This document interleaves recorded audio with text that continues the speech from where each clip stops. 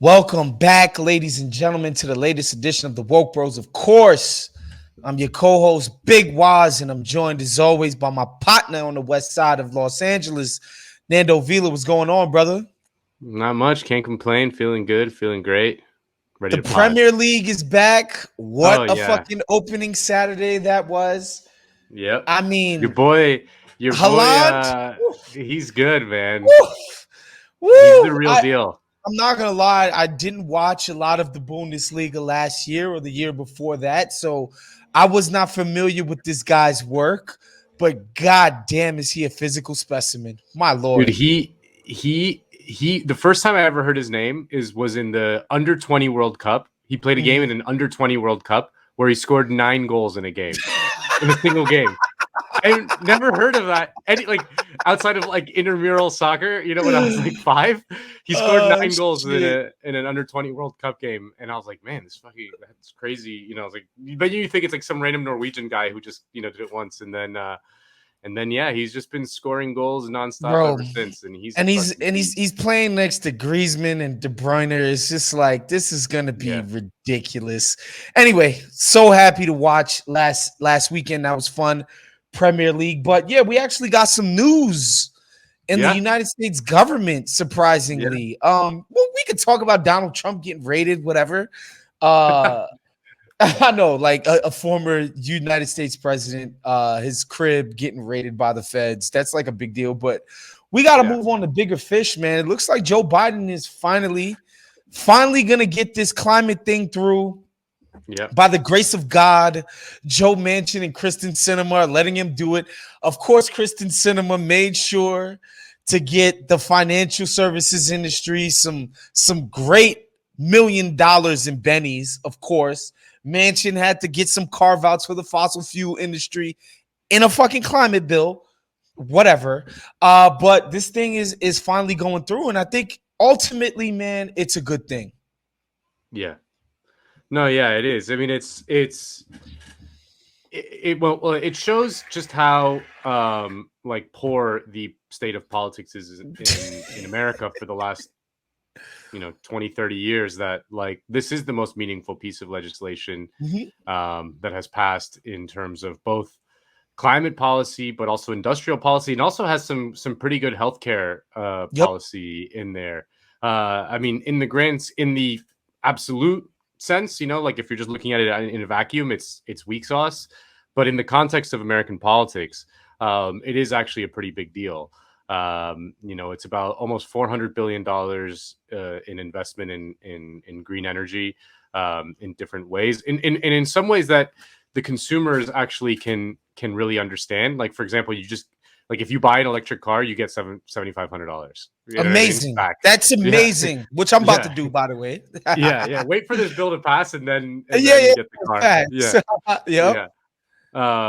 Yeah, I mean, and that's something that you like know about, and that if you're a regular Joe on the street, you hear about it and you're like, oh shit, like that's a thing that the government did, which is something that Hmm. Democrats like haven't done a lot of in the past. Yep. They try to do these things where like they hide stuff from people, you know what I mean, like any good stuff. So that's like an obvious one. You get $7,500, like a rebate if you buy an electric car. That's not nothing. That's a lot of money. I mean, like that's a car that costs $30,000 now costs 22.5. You know what I Yep. mean? Like that's And you real. gonna get that shit Um, right when you send it to the tax man, which yeah, everybody does. Like that's what's important. It's not like some you got to go to some office and fill out some form and yada yeah, yada. Like everybody has to go to the tax man, and you're gonna get yeah, that shit right away, soon as you hit the tax man, which is a great thing. yeah. No, yeah. And then there's other things like if you buy solar panels for your house, you get like, Mhm. pretty significant rebates. So things that like regular people can see, and Mhm. feel, which I think is always important in any bill. Um, there's also just investments in generally like in the electric vehicle industry, That's the green key. energy, That's the all that key. stuff. That's the key to me, Nando. When you do even a little bit of reading about this, it's like, look, there's been such little investment in green energy comparative to Yeah, other energy industries that they've lagged so far behind. So yeah, now that the investment is actually coming, the technology is gonna have a chance to catch up and eventually overtake this fucking dinosaur shit that we're using. Like, that's what I think is most important about the bill, is the actual investment. And the crazy shit is, like, and I think people don't really understand this, is when the government invests in shit, like, we actually see the tangible changes. Like, think of something like, I don't know, fucking corn. All the fucking corn subsidies, which is a government investment, right? Just by another name. And that's how we get all of this cheap corn shit, corn syrup, corn this. We find all these fucking uses for corn, Nando, because the government's investing in it. And so it's cheap to develop these technologies and find these uses for it. And that's what I think is most important about this. Obviously, we're annoyed by Manchin's just fucking prostitute behavior when it comes to fossil fuels. And, like, Kristen Sinema, like, bro, like, you're the senator from Arizona. There are no hedge funds in Arizona. No. Shouts to my man Mike from PA. He's like, yo, bro, like, this woman fought her ass off to get this shit for a bunch of hedge funds. There are zero meaningful hedge funds in the state of Arizona. This is the state of our current politics. But, you know, by hook or by crook, we got something done here.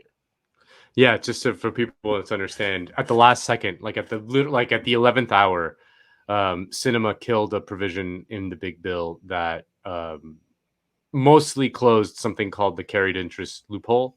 You know, which, you know, is one of those things that you or I, Woz, will never have to deal with. But hedge fund managers and private equity fund managers benefit from tremendously. It's like billions of dollars it's just a windfall of billions of dollars for those people. It's a way for them to get taxed at a lower rate.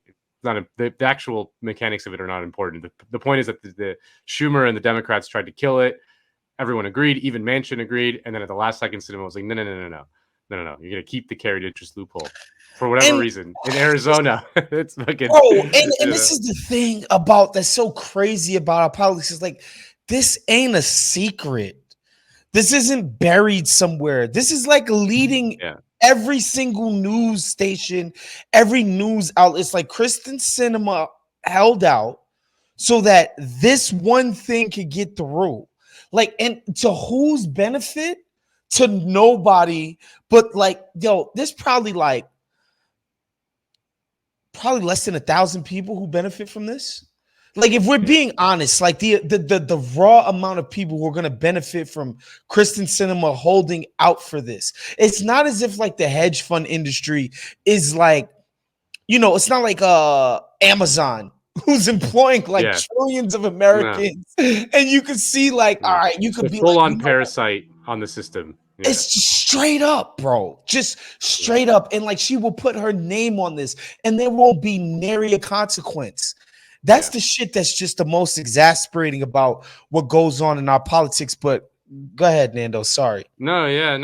That's exactly it's right. It's so bizarre that you know, it's just so bizarre. Like, she's not worried at all about a voter backlash, you know, for that kind of thing.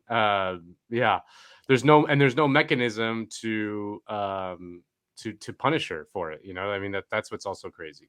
I think, like, all in all, it is a surprising turn of events, just because this, like, wasn't in the cards. Like, it happened, like, very quickly. You know what I mean? Like, 2 months ago, you would have said you're insane if this happened. And then it happened. You know, just goes to show how quickly things can come together unexpectedly sometimes. And yeah, I mean, between this and the CHIPS bill, which we talked about on a previous episode, you know, the Democrats have committed to investing something like almost $700 billion in industrial policy, which we've talked about a lot, like, in terms of, like, this inflation that we talk about, you know, over like a 10-year period. But yeah. So my point is that this inflation that we're seeing, you know, the sort of typical line on inflation is that, like, it's low interest rates are what causing it, and then you raise interest rates and whatever. And, like, what's very clear about this inflation is that it's due to the supply chain issues affected by the coronavirus. You know what I mean? That, like, because there's limited supply, and these global supply chain issues are these global supply chains are so weak, that any sort of disruption to them causes like the whole thing to stop. Like remember that fucking boat that got stuck in the Suez Canal, and just like stopped global trade for like a week. That when by investing hundreds of billions of dollars in industrial policy, that will alleviate some of those supply chain issues. Like that's just the reality that the state has the power and the wealth to basically just pump money into the system here to fortify industry here, whether it's green energy or chip manufacturing or whatever the fuck. You know what I mean? That you don't depend on a factory in Taiwan or somewhere else to deliver those things when you need them. Because if something happens in Taiwan, like what are you going to do about it? You can't make the shit that you need. So it is a pretty remarkable change. I mean, the issue is that it probably comes too little too late. Like had they passed this at the beginning of Biden's term, people would have started feeling some of the benefits. I don't know, like they just would have had some more momentum. They would have maybe passed more shit. But it still feels like it might be just too little too late, if to save the day. Yeah, it's not one of those things that I think is going to immediately get into the hands of the voters, right? It's not like like where we could see that like the stimulus bread that Donald Trump sent people. Yeah. Hey man, people liked it. Like that motherfucker he almost won the election because of that. Those motherfucking checks hit the direct deposit. People start like, oh shit, look at my bank account super early. The unemployment was off the meat rack. Like people was like, yo, I'm liking this. You know what I mean? Because the effects are so immediate. You know what I mean? It's so like COVID handling and all of that shit be damned. It's like, man, this is a great thing. Maybe having this dude around isn't the worst thing in the world. And so there's none of that in this bill, but I think it's dope that it happened either way. You know what I'm saying? And it's something that we should be happy about because it's a good thing, and I think it's going to help people in the country's lives be at least even marginally better, which we should always be striving for. And this is a quick episode today, but I do want to just quickly talk about the Trump FBI raid, just because it's like making a second. Before we move on to that, really quickly, I want to talk about the healthcare policy within the bill because I think it's important. Oh yes, please. It is pretty significant. I mean, there's a couple things that one of them, the more important one or the most important one, is that it allows Medicare to negotiate for drug prices for the first time, which is something that's been talked about for fucking decades. And Democrats have been trying to get it for fucking decades. And it's the most obvious healthcare reform that you can imagine. Allowing Medicare, like before this, Medicare couldn't negotiate for drug prices. You know what I mean? Like it couldn't use its weight to use its leverage to negotiate prices down. It was just whatever the private insurers negotiated for the drug prices, that's what Medicare had to take. It was fucking crazy. But this allows Medicare to negotiate for drug prices. Obviously, it doesn't kick into 2026, blah, blah, blah. But, it's they still got it. And then the other thing is that it caps, if you're on Medicare, like if you're above 65 and you're on Medicare, it caps the amount you pay for prescription drugs at $2,000 a year. That's so amazing. No matter how much fucking drugs you need, you only pay $2,000. It's still too much, but sometimes it was getting to the situation people were paying like a shit ton of money, even though they were on Medicare. So anyway, I just wanted to talk about those two quick health. Again, those and you know why that's big too. One, again, something that people can see, feel immediately. Two, old people vote. They vote. If they gonna do anything, they gonna get out and exercise their right to vote. So that's a win-win right there. And so many, it's the right thing to do, and it's going to actually help you politically to have done that. And the last part of it is like, I really wonder if the Democrats are gonna be able to fucking campaign on this, actually be able to sell and market their actual victories, which is like another thing that the Dems are just horrible at doing. Like even when they do great things, they're just horrible at bragging about it. they just don't know how to fucking market their wins. It's Yeah. utterly ridiculous. And so, that'll remain to be seen. So yeah, I'm glad we circled back on that because those are huge. And it's something that they've been trying to do for a decade plus now, or decades. And so yeah, Donald Trump, Mar-a-Lago estate gets raided by the feds. He goes on True Social, which is just hilarious. He's on this fucking social media that he created that nobody gives a shit about. And he's like, my beautiful home is being raided, and this is the end of America, and blah, blah, blah. And nobody at first knows what the raid is about. And then we find out it's basically some Penny Ante shit about document handle, blah, blah, blah. They got rid of, which couple of things to me. I think the Dems are obviously going to push this because they think politically this makes him look bad to their suburban voters who they love a lot, which I think is true. I think nice, college-educated suburb people, they're just appalled by this. They're just disgusted by the idea that this guy, what is he doing? He's mishandling docs. He's not following protocol. These people love protocol. Anyway, the second part of it is just like, what are we really talking about? It's just an insight in Trump and how petty and stupid this guy is.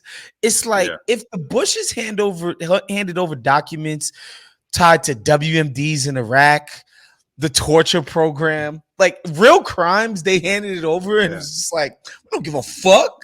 Like, what, Trump? What the fuck do you think you could have possibly done that you needed to cover? It just speaks to like the guy's psyche and his instincts. It's just like cover up. Come on, man, cover our tracks.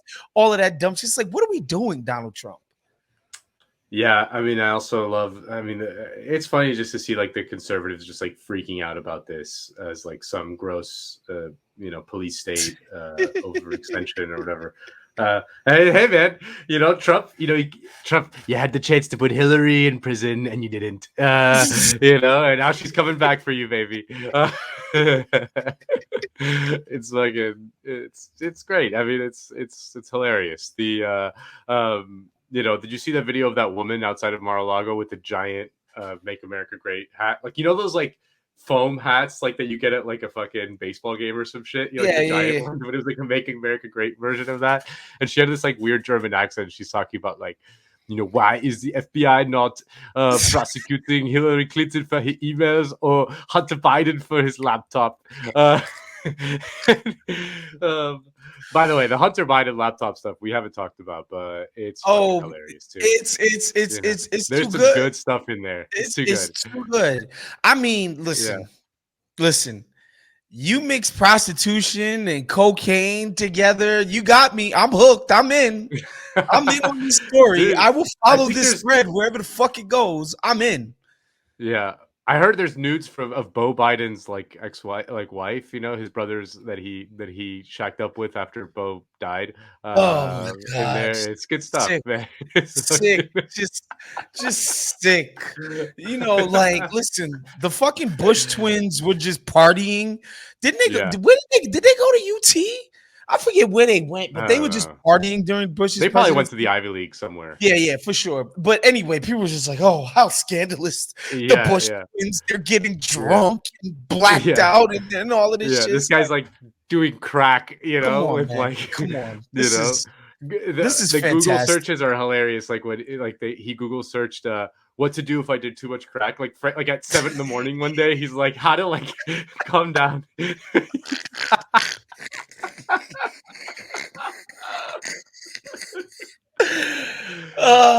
can't beat it. You can't beat Sleepy Joe, his family. Like this is so hilarious. And the reason why it's also hilarious because I think Barry was the first presidency that I was like on a day-to-day basis aware of, like sentient for real. And like they were so psychotic about nothing like this ever happening. They literally had nothing. Yeah. So they just nothing. They would just buy the book and just straight up like, we ain't getting caught up in none of this shit. And so to watch the last two messy ass presidencies and they're like sort of entourages be so messy is fantastic shit. Yeah. The only thing And Obama did that was kind of questionable was get his daughter an internship with Harvey Weinstein. oh my god, that's hilarious. That is hilarious. Anyway, she's working for Donald Glover now. Yeah. Which might be worse, but whatever.